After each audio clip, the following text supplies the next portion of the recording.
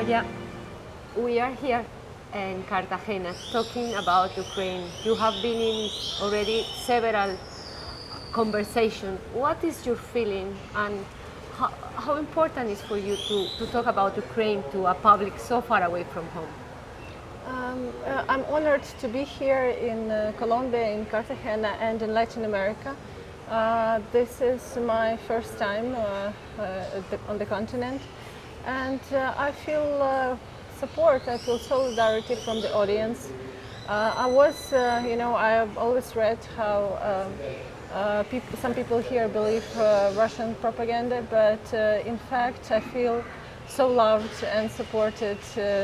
I even got a present from a Colombian journalist, a bag of YU people, and it's also so important to me to feel this support and love and receive hugs from people. And of course, it means a lot for Ukrainians as we are fighting for our independence and freedom and for democracy for everyone in the world. And it is so crucial that people here in Colombia support us too, because we all need more equality, more rule of law, and more justice. So it's great that Ukraine is supported from far away, because humans can empathize from far away too. When we talk about, of course, when we say support, how, for example, people would wake up and say, how can I support Ukrainians in this fight? Everyone can just talk to their fellow citizens and explain that Ukraine is fighting for freedom against its former colonizer, Russia, and that we just want to be free like everyone in the world. And it would be very important if Latin America would support Ukraine more, support sanctions against Russia, because we need Russia to stop invading us. We need lasting peace. And without sanctions, for example, it cannot happen. And even if you cannot supply weapons, you still can support sanctions against Russia, for example, and this is very important. This is a very important, for example, the role that you writers, artists are playing. You have been playing a big role inside of the country, not just writing, not just thinking, or everyone is an activist trying to find and help their people. And I think this is not really well known outside. How has been the role of the artists, writers, singers in helping the people of Ukraine inside of the country?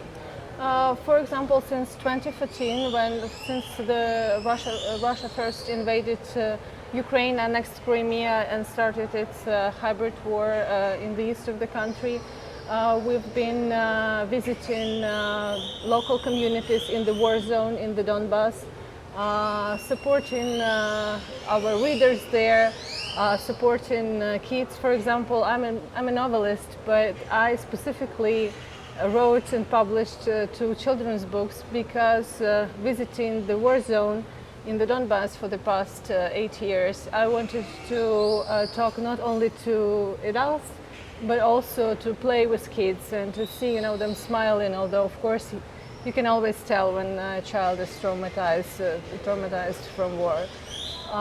So this is what a lot of us have been doing, and this was so important to us. And of course, writers took part in both revolutions in 2004 and in 2014, and these, especially the last one, the Revolution of Dignity, was very much a revolution led by artists in a way that, for example, my poems were printed and put on the walls of the headquarters of the protesters. So art was important, as well as some protest art, like it is, by the way, important now, I guess, in Iran as well. So it's always, all the revolutions that support freedom immediately get a response from artistic response, both from visual artists and writers. Just to finish and just to explain to our viewers why it's important that artists talk about what's happening in Ukraine, because I think we live I mean, we live so far away from Russia. We don't really understand how Russia operates, how they can really avoid and persecute artists like you inside of the country. What will be the future of artists like you if Ukrainian would have failed at the moment of 24th of February? Then I think it's not that clear for people, especially here in Latin America.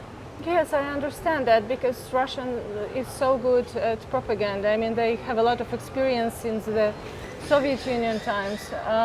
I'm pretty sure that I'm alive and can sit here in beautiful Cartagena only because the Ukrainian armed forces defended me, and Kyiv or even Lviv didn't fall, because we are pretty sure that we would be killed, and we would be lucky if we would be killed quickly, you know. Because, for example, my fellow writer Volodymyr Vakulenko was killed in the occupied Izium region near Kharkiv. He was killed for his pro-Ukrainian position, although it sounds weird. Like, of course he has a pro-Ukrainian, he's a Ukrainian writer. It's just something normal to be Ukrainian, to feel Ukrainian.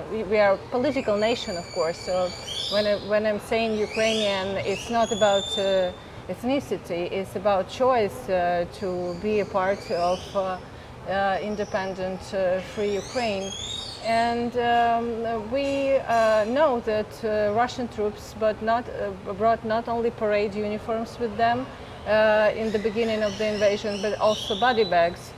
So they expected to take Ukraine in 3 days, but they also brought body bags. And we are pretty sure that those body bags were for the elite, for the Ukrainian elite, for writers, for mayors, for people who we see tortured and murdered at the occupied territories right now.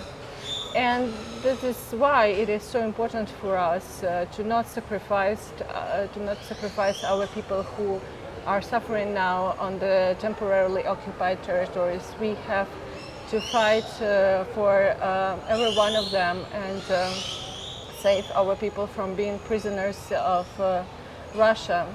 So this is why we have to restore territorial integrity, and it's not so much about territory, but about people who live there and wait for us.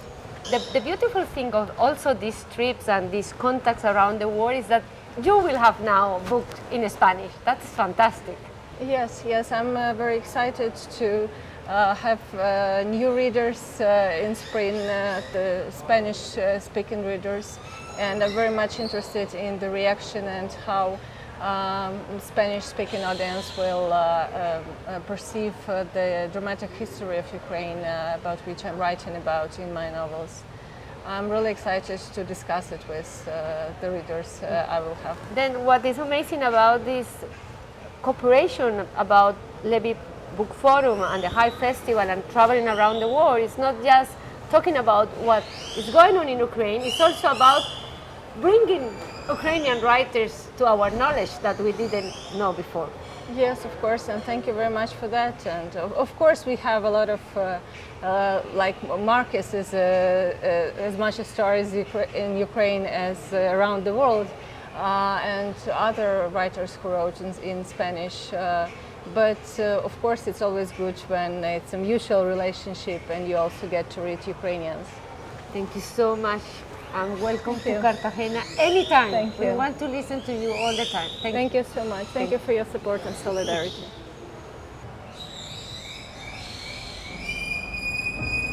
We should go to Bakhmut together next time. I don't have. Do you need accreditation to? I have it. You have it, but can you bring? You can say I'm your assistant. Yes, because I don't have. I'm not a journalist, so I cannot even request the accreditation because I don't have the. We will do it. We will do it cards. for sure. So I only go as a war crimes researcher, and then I have permission from General Prosecutor's Office. Okay. So this is how it works. for me, but I cannot go independently.